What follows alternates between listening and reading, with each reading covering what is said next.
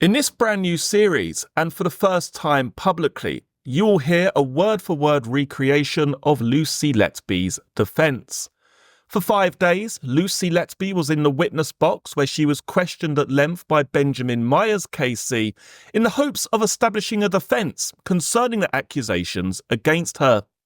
The following video has been made possible by the purchasing of court-approved transcripts, further details of which can be found in the video description box below. What you'll hear next is Lucy Letby's evidence in chief. This took place at Manchester Crown Court back in May 2023. The next item I'd like us to look at, just to get an idea of how long things take and how the activities work on the unit, is an example from the neonatal reviews. So I'm going to ask if you could have a look, please, Miss Letby, at the neonatal review for child B. If we look at lines 1 and 5, for example, let's start with line 1, the 9th of June 2015, 2045, a baby with the name HM. And it says, quote, weaning change Lucy Letby. So HM isn't one of the babies on the indictment. First of all, where it says 2045, a time like that, is that going to be a precise time? No, so that would be to sort of the nearest. The nearest? Quarter to or quarter past or on the hour, yes. If we go to line 5, and we've got for EB, the baby you're looking after there at 21:30, the observation chart, and we know the intensive care observations, we've just been looking at it. 21:30 it says, do you see that? Yes. With you taking those observations? Yes. Is 21:30 going to be a precise time? No. So 21:30 would be the time that would be started usually. So obviously there's a feed there and observations taken right all around sort of that time. So when you say there's a feed there, are you now pointing to what's in line 6 under line 5? Yes. Because we can see at the same time, 21:30 on the neonatal feeding chart, quote, feed given and you. Yes. Feed given and observations taken. Are those two different things that have happened? They are, yes. Have they both happened at precisely 21:30? No. So when you put in 21:30 there, what sort of period is that covering? It's usually done to sort of the nearest, either on the hour, the quarter past, or half past the hour. And that's usually the time around when something has started. So is that precision timing for those? No, it's not, no. If we look at lines 1 and 5, we can see that at 20:45, you are engaged with something with the baby HM, and it says, quote, weaning change. And 45 minutes later on the timings at line 5, there's observations for EB and also a feed for EB. Do you see that? Yes. 45 minutes have elapsed between lines 1 and 5. What might be happening in that time when we look in these charts and there's a time lapse on the record for what nurses or you have been doing? So there are lots of things that we would be doing. We would still be attending to alarms for the babies, speaking to parents. There's a lot of equipment checks and things that we need to do. Medication checks. There's lots of jobs to do other than just being at the baby's cot side writing things. Because the focus in the trial to this point has obviously been on what is happening with the babies. Yes. But in the unit as a whole, are there other tasks during the course of a shift that have to be dealt with? There are, yes. And who decides on who's doing what when it comes to those more general tasks? So usually that would be the shift leader. There are set tasks that we have to do on each shift.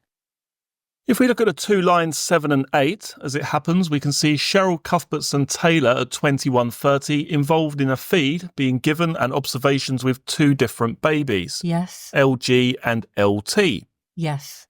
Is there anything odd or strange or suspicious in a nurse having two different activities with two different babies at the same time? No. Again, the idea of these charts is that they are sort of an estimated time. They are not to an exact figure. These are two different babies with Cheryl Cuthbertson-Taylor, aren't they? Yes. Anything odd about that? No. If we perhaps look lower down the chart, I'd like to see if we can go to line 24, please, on the lower half of the chart. Thank you, Mr. Murphy. When we come to child B, we'll look at it in more detail, but nurse A was the designated nurse for child B on this evening. Yes. As it happens, the first we see on Nurse A on this chart is at line 24. Can you see line 24? Yes. That is at 2200, quote, Baby JE Intensive Care Chart, Nurse A. Do you see that, Miss Letby? Yes. The shift starts at what time? 7:30. 7:30. In your experience, is there anything odd or strange in the fact that we see no recorded activity for Nurse A before 2200? No. If we look at lines 36 and 37, do you see 2300 hours, Miss Letby? It's Nurse A doing observations and cares for child B. Yes. Both at 2300? Yes. Then in the period after that, there are medications given, lines 38 and 39. Do you see those two lines? Yes. At 2302 for HM, we can see Lucy Letby and the cosigner is Nurse A. What was the situation in terms of nurses assisting one another on the unit? How important was that? So you have to. Medications are always given by two people, so inevitably you will always be working with another person when doing anything to do with medication or fluids. Was there any fixed rule as to who would assist when assistance was required? No, it would be any member of staff that's free, or potentially anybody that's working in the same nursery as you. We'll probably come back to look at other entries as we go along, but that's just dealing with the way those entries appear on the charts. We can put those to one side now, ladies and gentlemen. If you cast your mind back to that period, June 2015 to June 2016, Miss Letby, how busy did the unit seem to be? Oh, it was noticeably busier than it had ever been in the previous years that I'd worked there. And was there anything about the babies coming onto the unit that, you said it was busier, but was there anything about the babies or type of babies coming onto the unit that struck you? Yes, we seemed to have babies with a lot more complex needs that maybe we hadn't cared for on the unit. Is this over that period, June 2015 to June 2016? Yes. Was there any change in the staffing levels to take account of that? No, there wasn't. A change in the way the BAPM guidelines were provided? No. Or the number of doctors available? No. If you think about babies like child H with 3 chest drains, is that something which had been encountered before in your experience at the Countess of Chester? No. Or child J who had the stomas, the surgery for the 2 stomas, is that something which was regularly encountered at the Countess of Chester in your experience? No. And the same with the Broviac line with child J. And child N, who we know had factor VIII, haemophilia, was that something that you'd encountered in your experience at the Countess of Chester before? No, it wasn't, no. In terms of the shifts that you attended, how many shifts a month did you do? Was there a set number? Yes, so a full-time worker would do 13 shifts a month, and that could be in any combination. By shift, do you mean a 12-hour period? Yes, either a day shift or a night shift. Right. Is there a limit on the most shifts you can do in a row, a maximum? It's usually 4. Would you ever be asked to do more than that?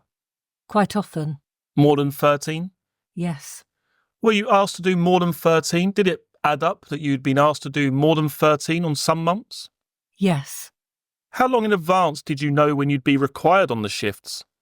So the shifts are usually allocated about a month in advance, but realistically they change on a day-to-day basis to reflect staff sickness or the volume of babies on the unit, anything like that.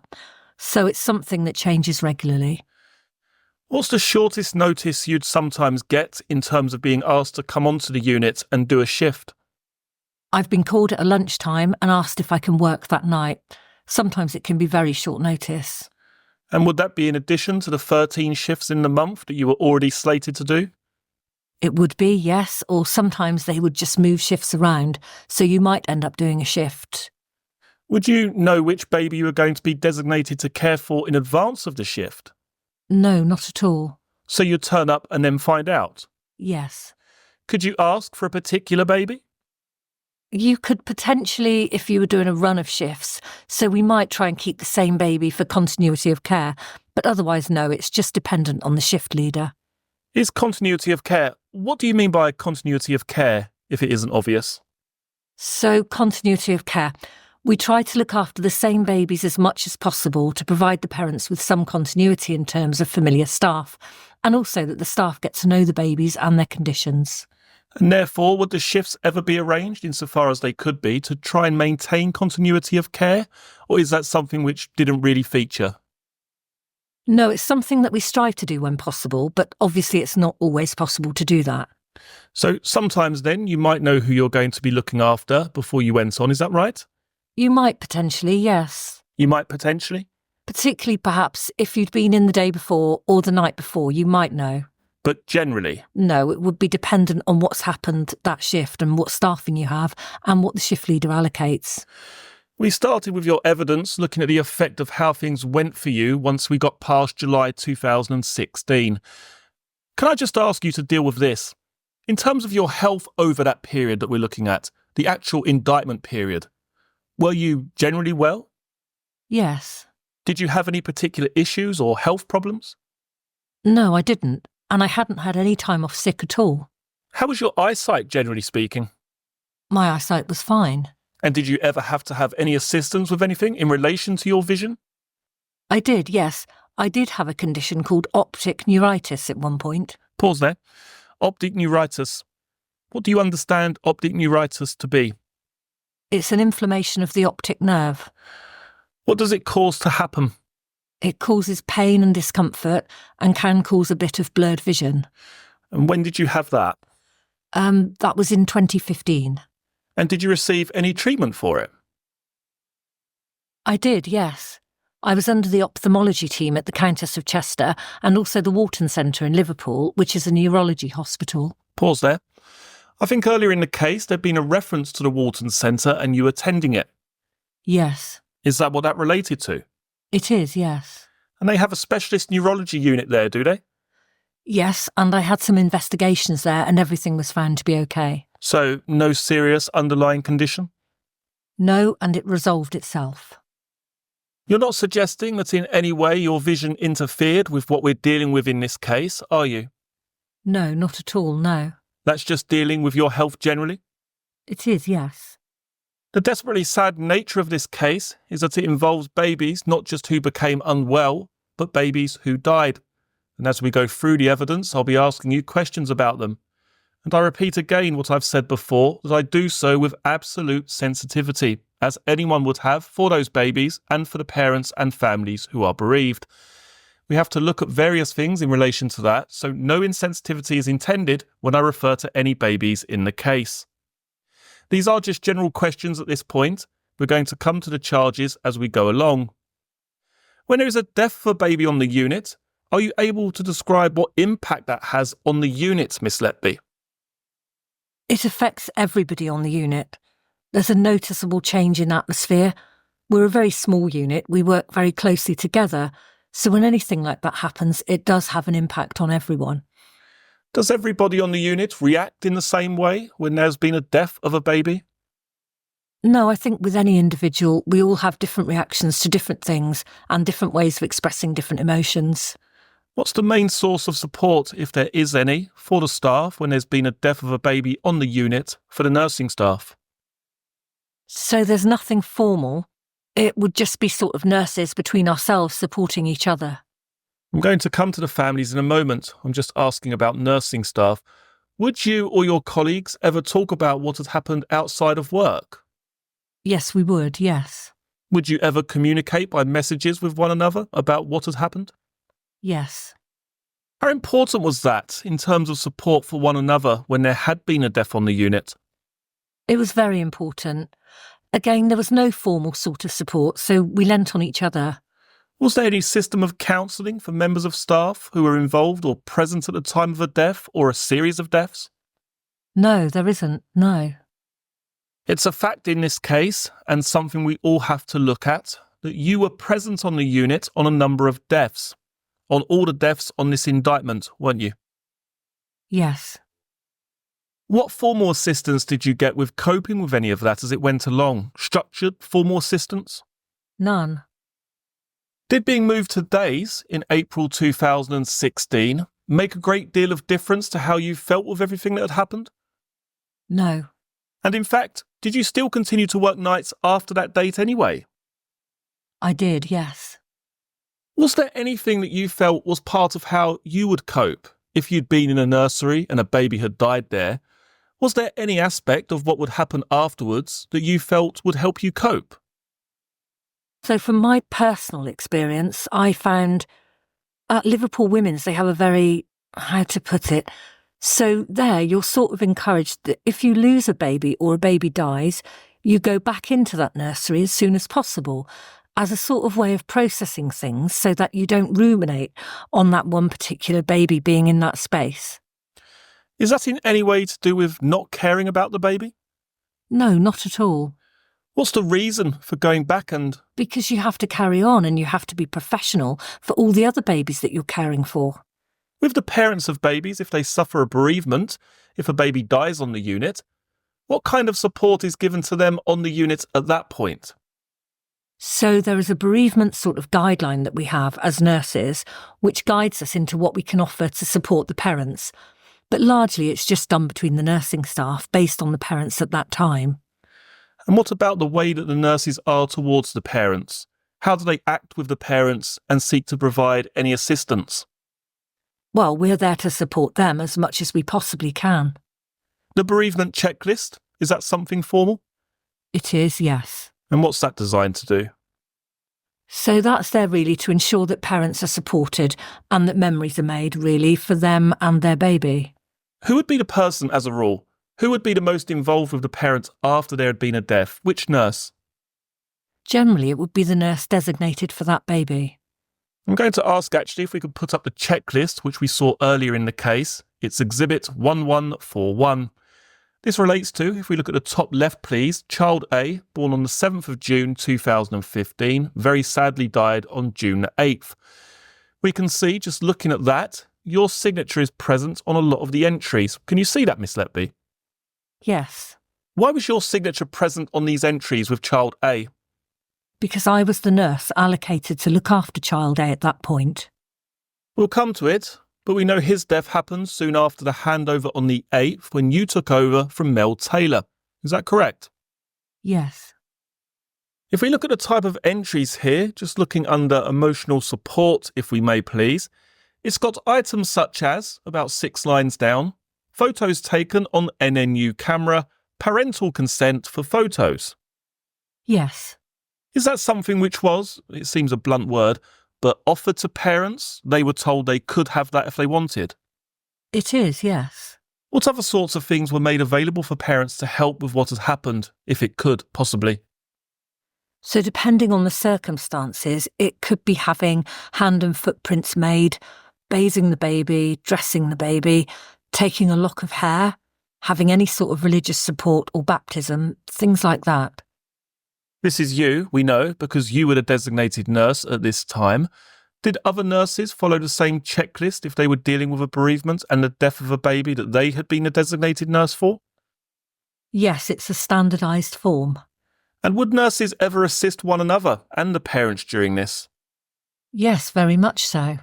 We've heard reference to something called a memory box. You're familiar with that term? Yes. Could you explain to the ladies and gentlemen, if this isn't clear, what is a memory box? So a memory box is something that's donated by neonatal charities. They contain the things inside to enable to do these things such as taking hand and footprints, taking locks of hair. It gives you a box to put those sort of memories in for the parents. They also include a little teddy bear, one which stays with the baby and one which stays with the family. They're things that are all provided by a charity. It's part of a formal process, is it? Yes. Part of the bereavement process? It is. We can take the chart down now, please, Mr. Murphy. After the immediate event, in terms of the unit, was there ever a system of debriefing for the people who are involved? This is at clinical level. Yes, there's usually a debrief of some sort, but that is sort of medical based rather than... Who would hold the debrief? It would be run by the consultant in charge at that point. Would there always be a debrief after a death? Not always, no. Who would decide if there was going to be a debrief? The consultant. And who would be present at that? So anybody who was present on that shift would be invited to attend, so it's up to that person whether they're free to go or if they want to go. How long after the death would a debrief be held? Was there a standard time? There wasn't, no. It could be days, it could be weeks. And what was the purpose of the debrief? Mainly to review sort of immediate medical care at the resuscitation to see if there was anything that we needed to learn from. You said that people maintained, as best they could, a professional presentation throughout this? Yes. Is that nurses and doctors? Yes. Personally, how did the impact feel? However the presentation was externally, what was the impact personally, if you're able to describe? It was very upsetting. You don't forget things like that. They stay with you. We'll of course return to the system and situation with the babies when we come to the allegations, but I want to move on to another area now that's actually the area to do with your life at the time you were working on the unit. You described your commitment to your profession, Miss Letby, and we have heard some evidence about that. But were there other activities in your life outside work over that period we're looking at? Yes, I had quite an active social life. What sort of things did you do? We may have seen some of it from the messages, but you tell us. What kind of things did you do when you could? I used to regularly attend salsa classes, used to go out with friends, meet up for lunch. I've been on quite a few holidays with friends, gym. Okay. Did you meet up with colleagues from work outside work hours? Yes, I did. Were there any particular colleagues that you were, or colleagues that you were particularly friendly with? Yes. Could you tell us who they were? Nurse E, Mina Lapalainen, Dr. A, Nurse A, Jennifer Jones-Key. You described at the start of your evidence that when you moved to the non-clinical duties, you were able to have some support from some of those people. Yes. How important to you was that support at that time? Oh, it was very important. They were the only form of support I had, really.